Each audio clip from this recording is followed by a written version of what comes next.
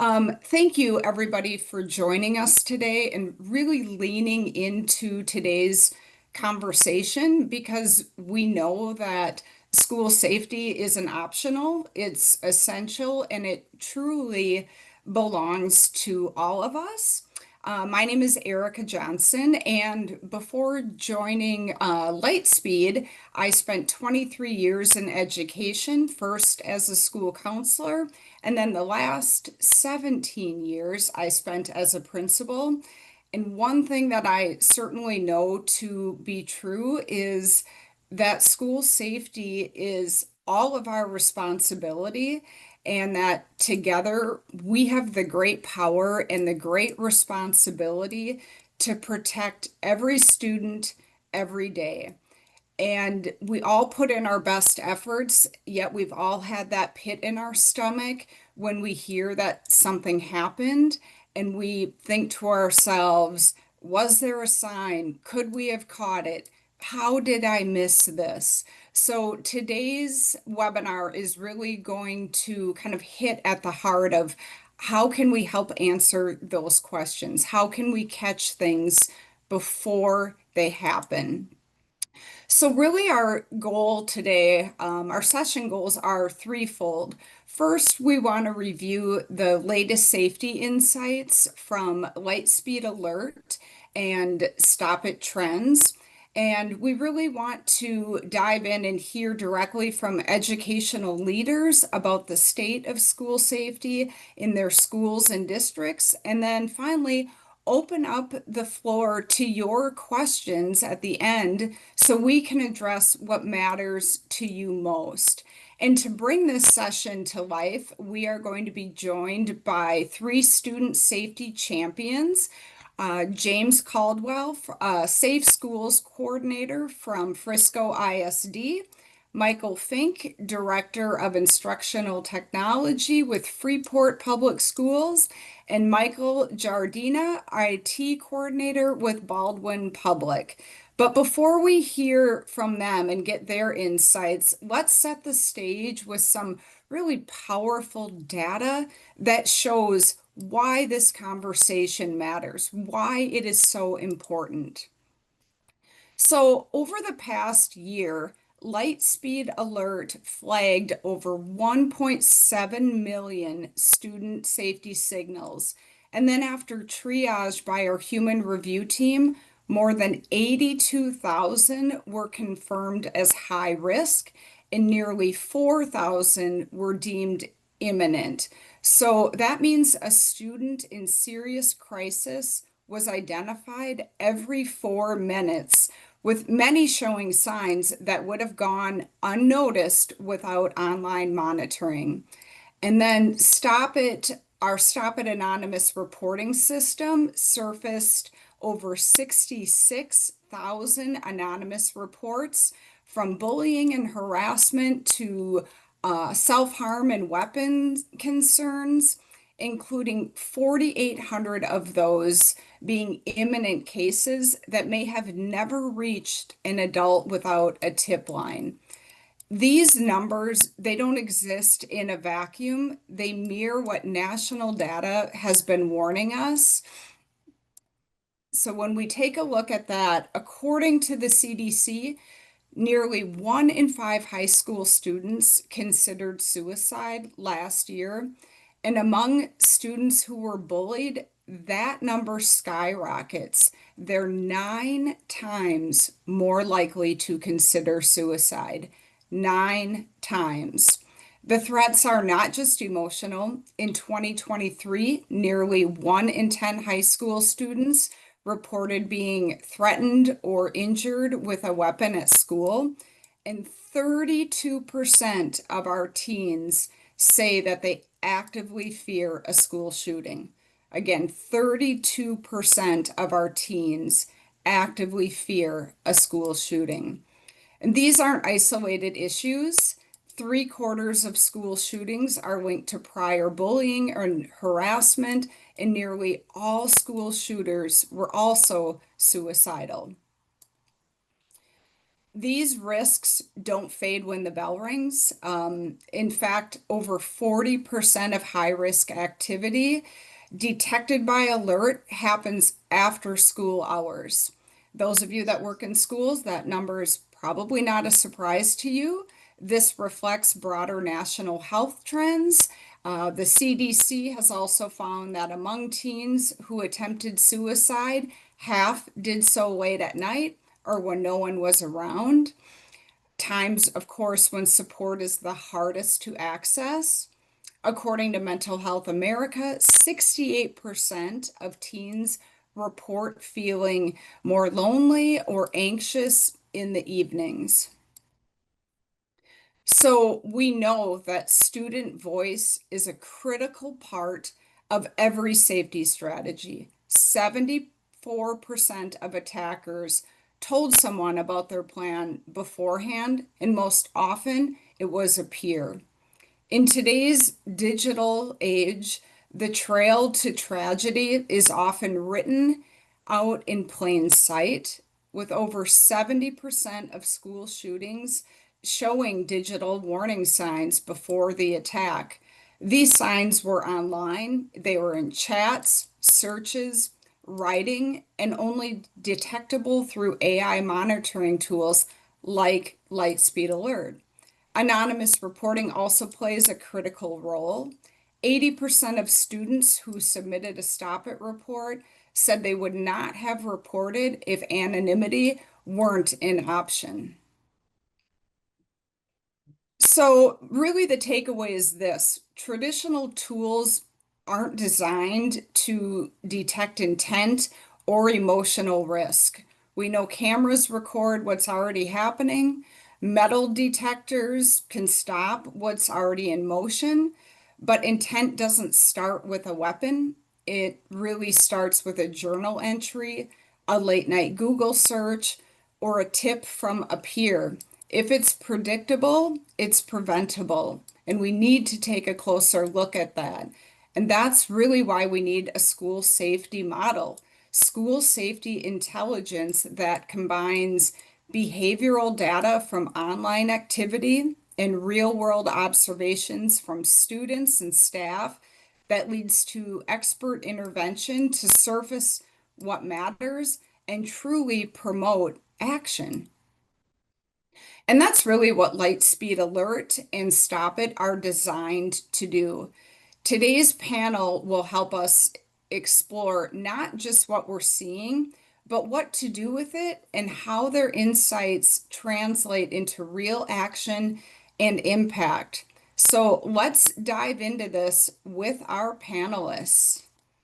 All right, I want to make sure. Thank you again, Michael, and James for joining us. We are really excited to hear from you guys. Does that data surprise any of you?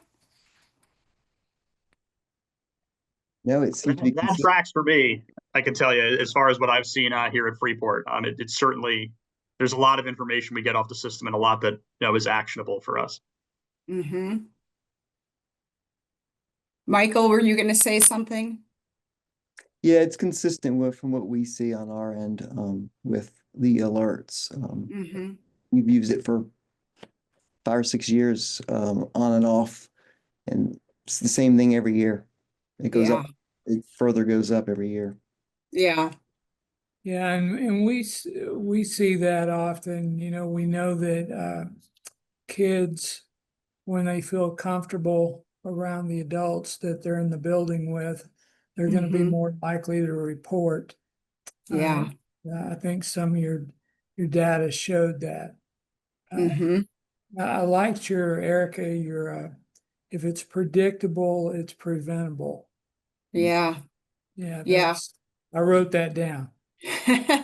Yes, that definitely came from my time as a principal, for sure. So when we take a look at the data and we know Alert flagged over 1.7 million incidents, and our human review team was able to filter that down to 82,000 high risk alerts, with Stop It surfacing 66,000 tips and 13,000 rated high risk. When you think of that data, how does having expert triage through human review and clear categorization help your team respond without being overwhelmed? And I don't know who wants to jump in first with that one. Yeah, I think it's a very important part of the puzzle. There's so much data, there's so many alerts that are coming in. Mhm. Some days there's going to be an English project that is going to set off the filter, rightfully so, a lot of different times. So it's very helpful to have that as part of the team where we're not overwhelmed and constantly having to go through and vet the Mhm. false positives, as well as have, the ones that require immediate attention escalated Mhm. to us. I'm glad you said that. So when you say there's a school project, for those in our audience that maybe don't know or don't use Lightspeed Alert, if there's an English project that is talking about something, how does our human review team take a look at that so maybe you don't get that alert, if that question makes sense? If you can explain that a little bit more. I mean, I know how our human review team Sure. does. Yeah, no, happy to do it. Like any work of Shakespeare, for example, like all Hmm. of them involve stuff that, would, if typed about, in an essay, would probably flag some questions from people. So when that comes through, instead of, and I've worked with a lot of different filters, I've worked with a lot of different districts, instead of me and my team having to go through and manually close, every single time a student writes about, Romeo and Juliet and how that ends, Hmm. the team on Lightspeed will close those for us, so that even though rightfully so the filter is picking up that somebody is writing about, Romeo and Juliet teen suicide, in this particular instance it is not Hmm. a student, indicating that they are, in distress or looking to harm themselves. Great. Thank you. Michael, Jardinia, or James, did either one of you want to add? I think Well, go Oh, ahead, go Mike. ahead, James. I think it's, yeah, we run into the same thing. First thing that came to mind for me was To Kill a Mockingbird. Hmm. That one always triggers, just kind of like holidays do of shootings. Uh, Hmm. some of the same type triggers and ideation going on. Yeah. Michael G. we we see a lot, we used to see a lot of course, Suicide Prevention Month is a big month for us when you would see all these false positives. But Hmm. we implemented a program where in every school, it's not just a month-long suicide prevention, it's Hmm. year-long. So it's Right. not a 1 month tick in of these false positives, but it's just about every month now because as the teachers are assigning these assignments for that particular classroom, Hmm. all those children are collaborating on a document that refers to a lot of different things about suicide, not just prevention of suicide, but the ideology of suicide and where Hmm. where it comes from a psychological standpoint and all that. So Hmm. that's been a big amount of false positives that now have been reduced by a human review team that's kind of looked at those and kind of set those aside. Yeah, great. Michael G, was there hesitation at first about the volume of signals, and how has that changed now? For us, there was because for the first 2 years, I was managing it by myself and I was getting all Hmm. the alerts. There was no human review. And I saw how many alerts a district, we were 32,000 students here. Hmm. A district our size, the amount of alerts per day is pretty high. And there's Yeah. little way for me to keep up with that workload, especially when I have to do my other job of supporting the infrastructure. So I was kind of hesitant because just because I let human review do it, I wanted to make sure that I wasn't going to still be peppered by all these Sure. positives, even though I had a human review team kind of calling out the ones that were not a huge risk. Hmm. It is performed really well. The false Hmm. positives are still there. It's minimal. Hmm. You know, there's no way that I would know a child's intent, so I don't expect Lightspeed to know Mm-hmm. more than I would know about a child's intent. Sure. But through the actual search process of what he searched before and what he searched after something, it kind of tells you the history of the mind frame of that student. So that kind Mm-hmm. of both the human review team and myself know where the student was going and how they got to where they went. Yeah, it sounds like you were really able to build a lot of trust too, the more time that you have used Alert as well. Yeah. Michael Fink, how about you? Any hesitation on your end? Yeah, I mean, it looks like a lot, right? Initially, and I was another district too, where I was the one kind of managing everything myself, at least initially, and we didn't have the human review setup. So when that came into play about 3 years ago, it was a big change, and it made everything much more manageable for Mm-hmm. us. So I still talk to districts about this type of thing, and one of the concerns I think primarily is, how are we going to handle this? How are we going to handle this type of thing outside of school hours? But Mm-hmm. certainly, having that human review team and giving the metrics that you just gave, well, even though this much is coming in, these are the amount that are going to be escalated. Um, Yeah, I think is extremely helpful, and I know has been for me. definitely. Thank you. James, anything to add on your end? I think kind of a combination of what's been said. One of the most important things is training, that Mm-hmm. the staff knows what to do. So we have training for our SROs and for our APs and uh, our SPED department. I mean, everybody knows what to do. And then we also have training for the students to Mm-hmm. teach them from kindergarten all the way through 12th grade, the difference between reporting and tattling. That reporting stops trouble, tattling wastes time and causes trouble.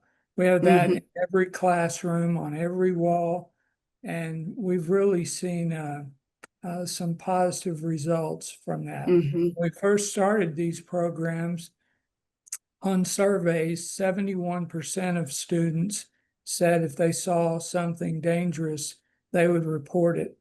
Mm-hmm. Our last survey this past year was 88%. So I think at both ends of the spectrum, elementary's doing their job and secondary's doing theirs as well. Mm-hmm. Yeah, it definitely takes a whole school approach when you're looking at school safety, definitely.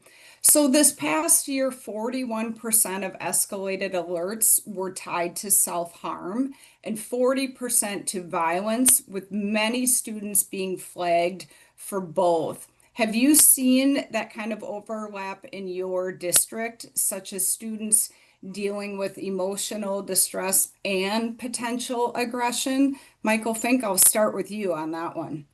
Yeah, absolutely. I think one of the most important things for me from this alert is, whatever comes across, if it's self-harm, if it's violence, it's such low stakes, having a mental health professional from the school check in with a kid.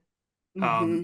like it's always worth that. It always. And so a lot of times, yeah, if we get a violence alert or we get a self-harm alert and, somebody sits down and really talks to the kid, there's a lot more going on there that easily could be classified as, one or the other as far as the categorization of these alerts. Mm-hmm. Um, so you 100% what I'm seeing, I think supports kind of those metrics there. Sure. James, how about you? I don't know our exact stats on that, but Mm-hmm. I know that it was higher. It seems like we have more often hear of those two going together. Uh, Mm-hmm. but it's not always true. But I think whatever, if it's harm to self, harm to others, uh, we don't want either one of those. And so it helps to just get them to the right people, and these programs help do that. Yeah. Michael G., how about you? Yeah, we've seen it. In fact, this week we had a second grade student who was exhibiting a lot of aggression and at home, and he Mm-hmm. hurt his mother by, I think, fracturing her ribs. Wow. Came to school, and he was talking about wanting to kill himself, and he we went through our threat assessment, and he had indicated that he knew how he was going to do it. He described to detail how he was going to commit suicide. that he had been wanting to do it since he was a kindergarten child. Mm-hmm.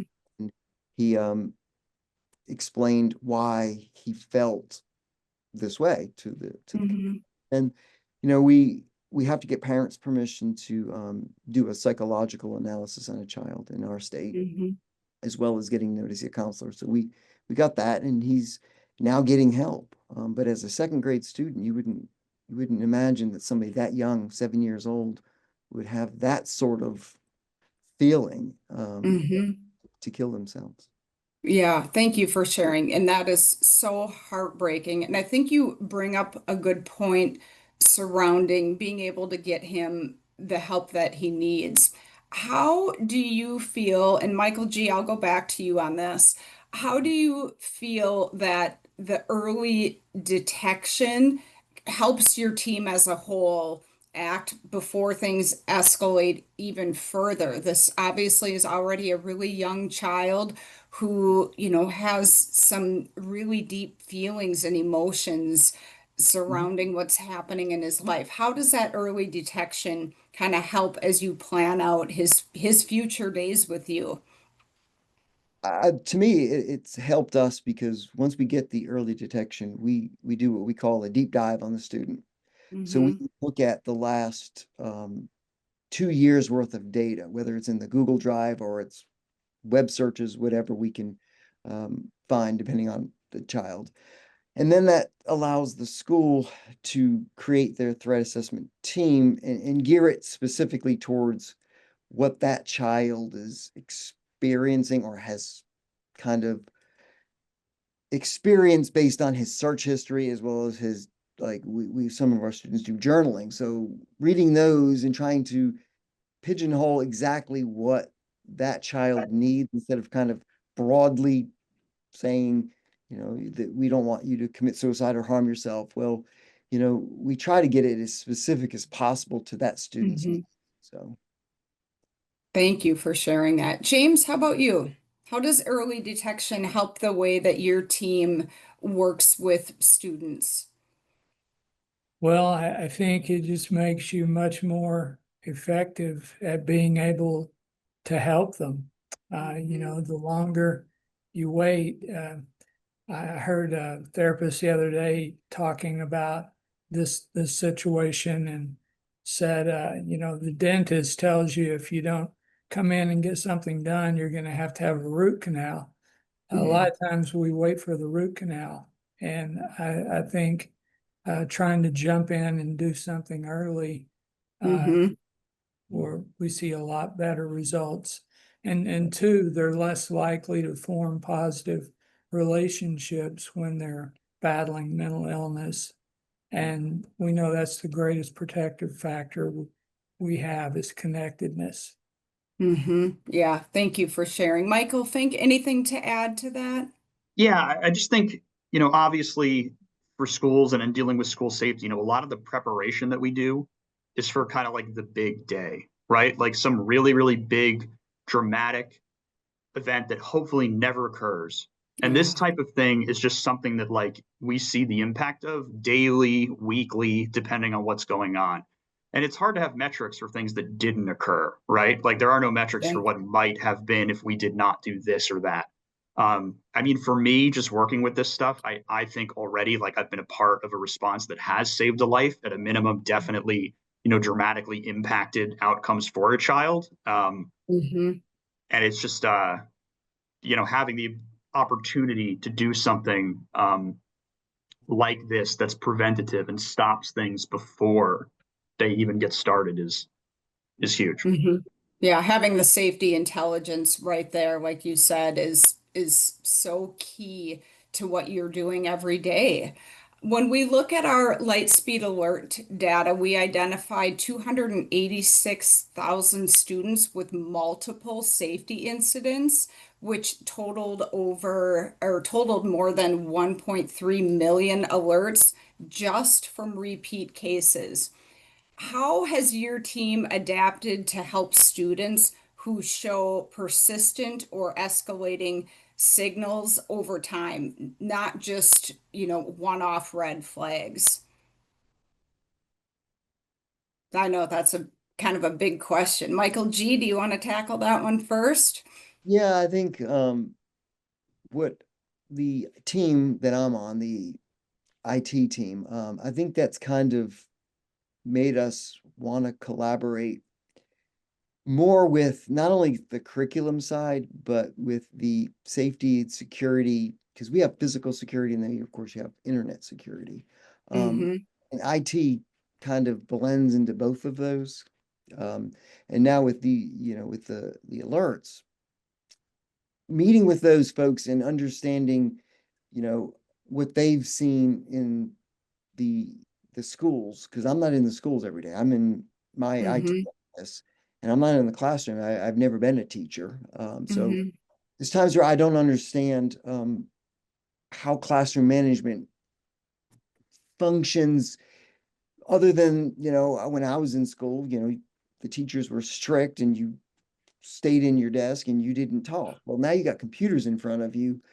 So it's a little different because Mm-hmm. teachers don't see what you're looking on in your computer all the Mm-hmm. now with Lightspeed Classroom, that's a little different Mm-hmm. story. But again, if the Right. teacher's in front of their computer and they're in the corner of a room, you still have that issue. So that's kind of made us want to work more with the different aspects of the school system that we just have never really needed to work with before. We've worked with Mm-hmm. them all the time, but curriculum really doesn't do the classroom management piece that we are talking about here. I mean, they set the Mm-hmm. guidelines for the subjects. So we have kind of talked with them, worked with them, and come up with ways that, as we see these persistent issues or these escalating things where the child was looking at anime just a couple of weeks Mm-hmm. ago. Now, the anime is kind of evolved into something different. It's more grotesque anime, it's more Mm-hmm. self-harm type anime, so we've worked with the SROs as well as the counseling staff to understand better, yeah, that is a good way that a child's progression will go. Mm-hmm. Where, before that, I didn't really kind of understand anime to that level because I've never really Mm-hmm. read anime. I just didn't care about anime, but Mm-hmm. the counseling side knows more about that than I do, even though it's IT related. Sure. Michael Fink, how about you? Yeah, I think for us, it's helpful to have people who've been working with the system, internally for a period of Mm-hmm. time, because like it's the high alerts were really, I think that is most helpful. But the imminent alerts are the Definitely. imminent alerts, and we're always going to kind of like run our playbook.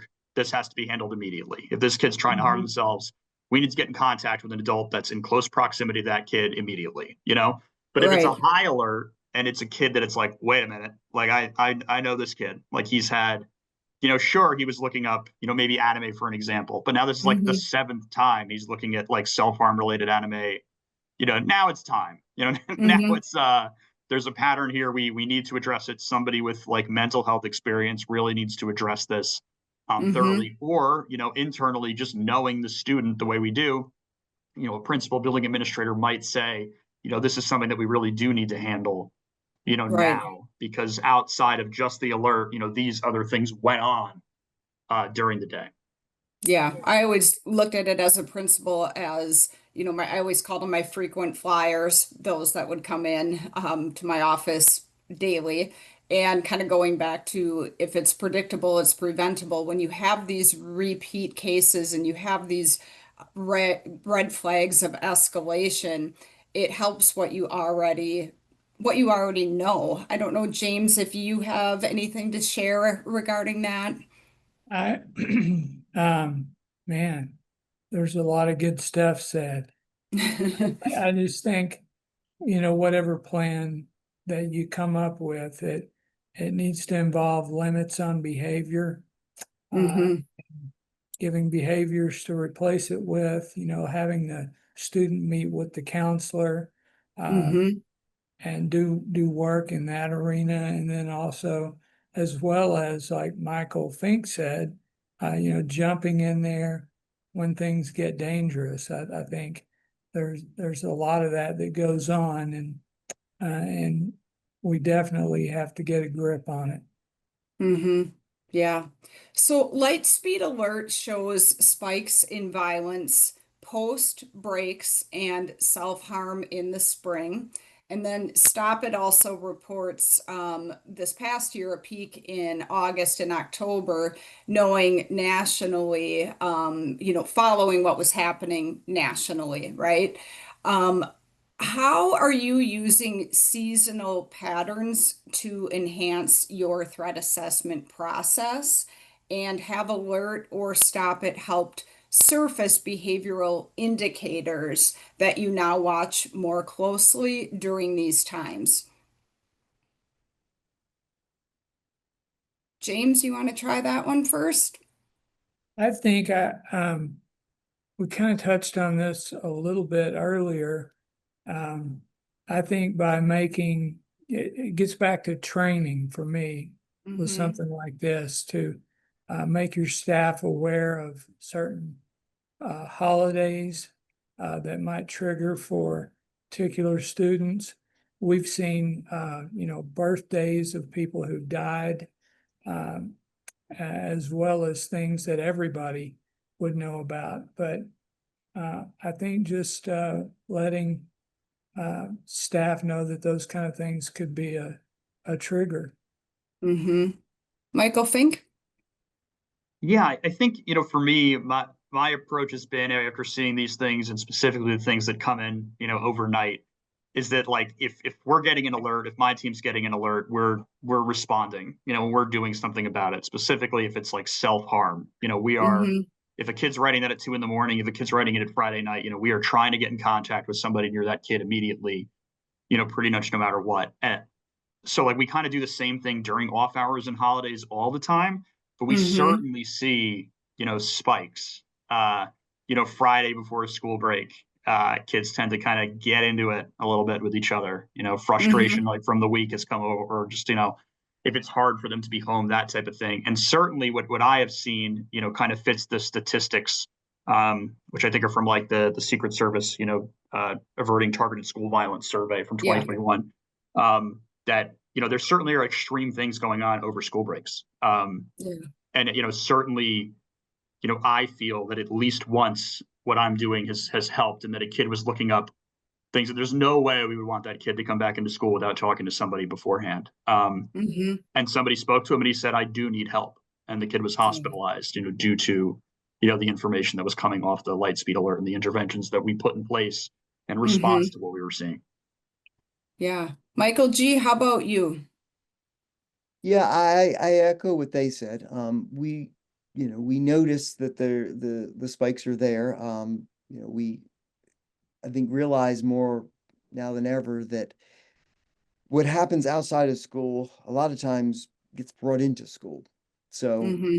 there was a argument, disagreement, whatever, while they're at home or on the weekend, that carries over into the school week. And then the administrators and the teachers have to somehow deal with that, and getting knowledge of that ahead of time, it kind of helps them arm themselves with what tactic they're going to use, or whatever it is that's causing the issue. So, I think one thing that we try to do is on Friday afternoons and on Monday mornings, pay a little more close attention to the alerts that are coming in.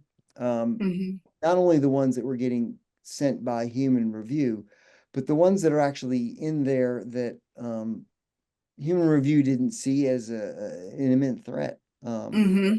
Of course, we still get calls on the weekends if there is an imminent threat or something, but Mm-hmm. paying a little more close attention to that and actually deep diving into that particular student so that we Mm-hmm. well, they're searching for this, which may be benign, but come Monday, it may not be benign. So.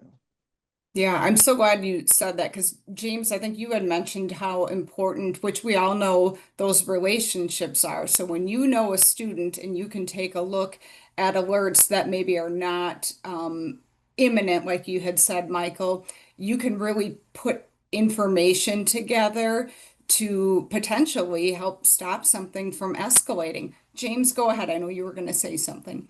Yeah, it just kind of reminded me, we had a suicide on a campus several years ago, Mm. and this person knew a lot of students. He was well liked, well known, and we saw spikes on campuses, that were feeder schools for his particular high school. So it wasn't just the campus he was on, it was campuses within our district and actually even in other districts that every year for 4 or 5 years, um, suicidal ideation would go up in those schools.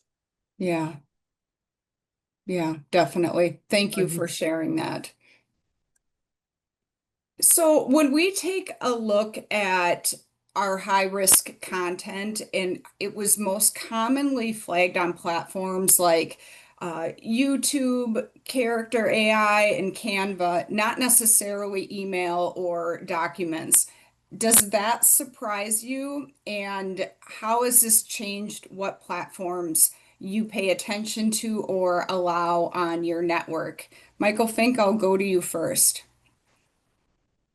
Yeah, I don't know that it's changed kind of what we allow on the network so much, but I definitely think that having the ability to do that is an absolute necessity. And I know like just some of the other products that are in this space, Lightspeed has a lot of ability as far as like giving you information. It's like for me, Hmm. I don't want the kids on Discord, but if they somehow get on there, I've gotten a lot of alerts, off of that, and I certainly would rather have that information. If they're on there talking to somebody they shouldn't be talking to, and it's indicating that the situation might be dangerous, I definitely want the information. I definitely want, to act on it, and then also figure out how they got to that thing I didn't want them on in the first place. Yeah. Sure. Michael G., did you want to add to that? Um, it has, in a way, affected how and what applications we allow children on. A good Hmm. example is Padlet. We block Padlet now because we had a huge issue with Padlet not filtering child pornography as well Oh. as suicidal ideology. So because the children could look at Padlets that weren't created by the school system students, there's stuff that's in Padlet that is very objectionable. So we came back to our data governance committee and said, look, here's the situation. The Padlets we're creating are great, but we can't restrict every Padlet that's out there that we didn't create. So these students can view other Padlets out there. Hmm. The determination to outright block Padlet until Padlet could give us a dedicated environment just for our students, which they are working on. So we're working with them hand in back and forth about we want to restrict it. We only want our kids to look at our Padlets. We don't want them to see any other Padlets but the ones that we have, that our teachers. Hmm. So that has really morphed out of getting the alerts out of Lightspeed because of what is being seen on Padlet as well as Canva. Hmm. Again, Canva is a great product, but it allows you to upload any video and audio into it. So, Hmm. the kids have learned if I keep that video or of the fight on my Chromebook, I'm going to get caught. I put it in Canva, may not get caught. So we're Sure. not blocking Canva, but we're also asking Canva to restrict what can be uploaded to its system so that we can control, since they don't do any sort of content filtering there. Uh, Hmm. you know, flesh tone filtering is really tough for a lot of entities. So Hmm. kind of is helping us determine, do we want to allow this application for these students or not? Sure. Thank you for sharing. And we know how smart kids are, right? I mean, we know the kids that can find a workaround in a matter of seconds. And I would Mhm. always tell them when they'd find a workaround to whatever it was, you are going to be really good at X, Y, and Z because they could do it. They could break the systems pretty quickly. James, anything from your end that you'd like to add to that? I don't think you want me giving any advice about technology. Anything Wow. past Etch a Sketch is too late for me. Fair enough, fair enough. But thank you for adding that commentary. That was perfect. Perfect time for a little bit of a giggle, right, guys? So we know that many schools still rely on the physical tools like cameras and entry systems, which only catch risk once it's already visible. How does having insight into online behavior and peer submitted tips help you act sooner? James, do you want to go to that one? I think peer submitted tips is a huge chunk of what we do. Most of our reports for bullying, for example, are not by a person who gets bullied, but by people who see bullying happen and they don't like it. And we know that the majority of people don't hurt people, majority of people help people. So I think anything we can do to advertise positive bystander behavior is helping us in all kinds of prevention efforts, intervention efforts. Um, we focus heavily on that. Thank you. Michael Fink? Yeah, having a system for anonymous reporting has helped us tremendously, and not just with violence, with things like drug usage, things of that nature. Just like kids seeing like somebody like, hey, this is going on. Um, again, just the would that kid like go to the principal's office and then say all that information? Maybe, but probably not. It's Right. the ease of which they can let the school staff know that there's something that needs to be looked into has helped us with safety stuff, but it's also helped us with a whole lot of other things. Again, like prevention, de-escalating, a lot of things we can do just to make sure the school environment is safe in the way we want it. Thank you. Michael G., how about you? It's the same for us. We had a system where a student would have to go to the office and fill out bullying type form, and then talk with somebody, but it was rarely used. I think online anonymous tips is definitely a tool that we couldn't go without because we're getting tips on a lot of things. Um, Hmm. and it is truly anonymous. We're not using it to, catch somebody. So I think it is vital that what's going on, and people can feel like they can submit tips or they can say something without, getting in trouble or somebody knowing it was them that, reported it. Hmm. Yeah, thank you for sharing. Has alert or stop it ever helped you catch something that no adult would have seen, would have known, where you really sat back and thought, I'm so grateful we have these tools.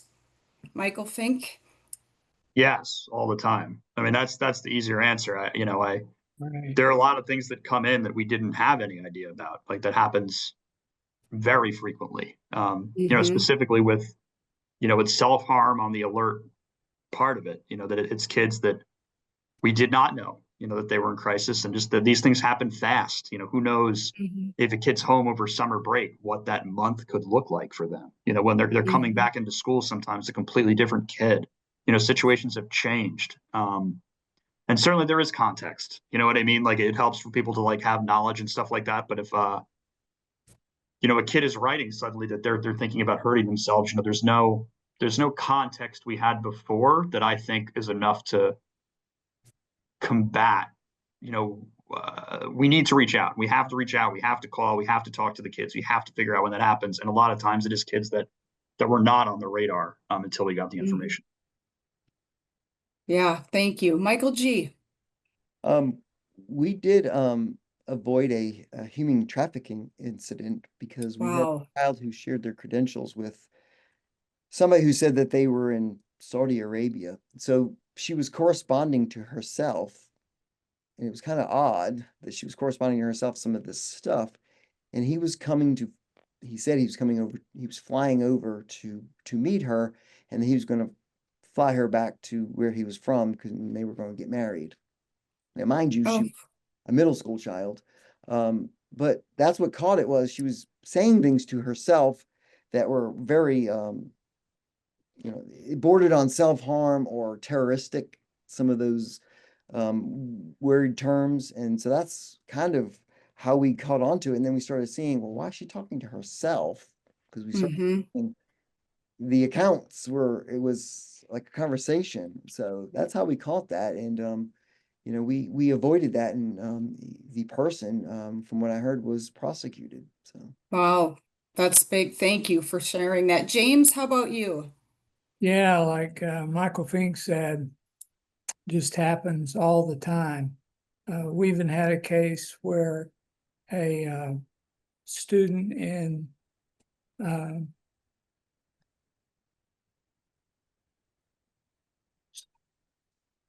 um, Yeah, take your time.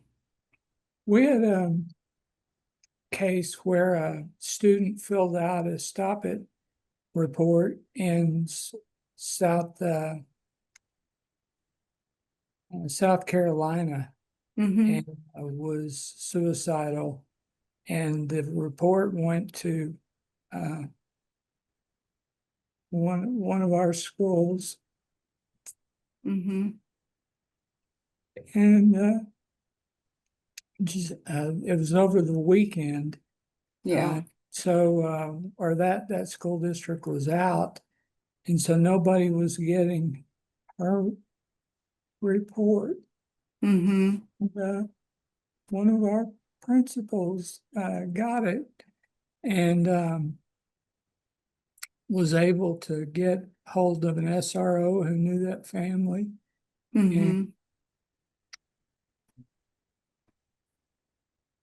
sorry, No, maybe. don't apologize. This is Yeah, real. This is why we're here today because we ultimately try to help save lives every day and it's real emotion. We're humans. I very much appreciate you, James, sharing this. yeah, I mean, that happened about 5 years ago, but I still think about it. Yeah. Yeah. So prevention works. Yeah. Thank you so much for sharing that story. I know we all appreciate how much impact that you have made on the lives of students and those that you work with. Do you do anything, James, now specific to promote Stop It and to make it feel safe for students to use where they know it's truly anonymous? Yeah, it takes ongoing work because you get students who they they might not believe that it truly is anonymous. And Mm-hmm. so we have our video and our class, we do class meetings, and so they go through and tell how to download it, how to use it, and then they talk about. We have students talk about how to use it, uh, and so some student leaders told us we need to do that more than once a year. They said if you want Mm-hmm. students to change behavior, we can't Mm-hmm. stand up in August and say, here's drug prevention, here's bullying prevention, and not Mm-hmm. do it the rest of the year. So Yeah. because of student voice, we've listened and we do that now. They also said don't put it in the office, like Michael Gardenia said, because they're afraid to go down there. They suggested that we put one in every school in the district, in every classroom, Yeah. in the restroom, and so that's what we did. Yeah. As we look to kind of wrap up our webinar today, I want to ask one more question of you. What is one insight that's changed the way your district approaches safety this year? Michael Fink, do you want to lead us off? I think just a bit of just what we've talked about already, that there's it's so low stakes, you know, a phone call, like a meeting with a kid. Mhm. Like we'd rather do more, you know, than less. And the things that are being prevented by these types of things, they're appreciated, you know, by the community. Even with calling families, you know, between this district and other districts, I've made hundreds of calls, and every single Mhm. time for a self-harm call so far, every single time, a family's been appreciative of that call. It's a hard conversation. It's a hard call, and I'm sure that metric will Mhm. not stay 100% forever. But that's the way it is right Right. now. And it's the community appreciates it, the families appreciate it, and you know we know we're doing good by doing these things. So it's really just continuing to do this and fine tune what we have and get the kids, you know, in front of mental health professionals as quickly as possible when these things come up. Thank you. Michael G., do you have anything to add? Yeah, I echo the same thing. You know, we are so glad to have a way to be alerted so that we can know before something happens that it Mm-hmm. potentially could happen.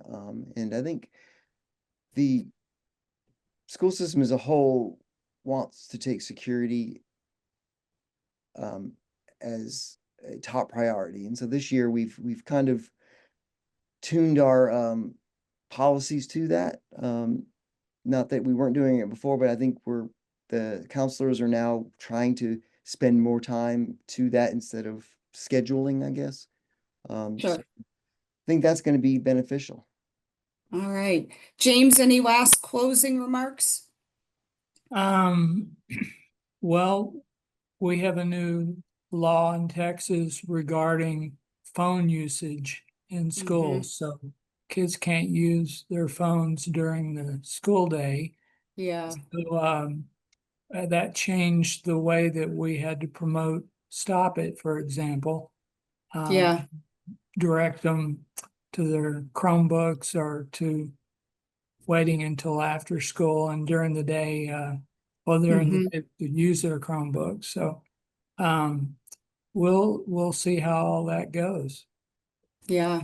Well, thank you, all three of you. I'm going to just share a couple slides, but I know that I speak for everybody on this webinar. We very much appreciate all of your insight and the impact that you have on schools and on kids you work with. So with that said, I'm just going to quick share my screen again. So if you give me just a second here.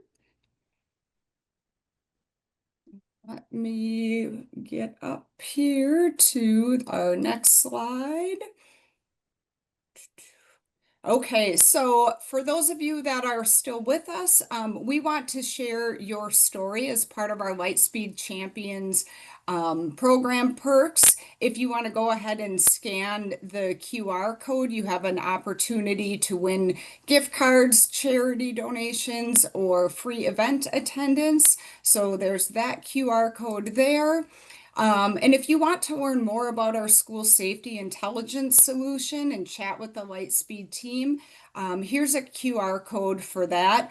All the questions that came through, we will make sure to answer them via email at the end of our webinar here. I know that we're just about out of time, and I want to make sure to get everybody back to their day, especially at the start of school year. We all know how busy everybody is.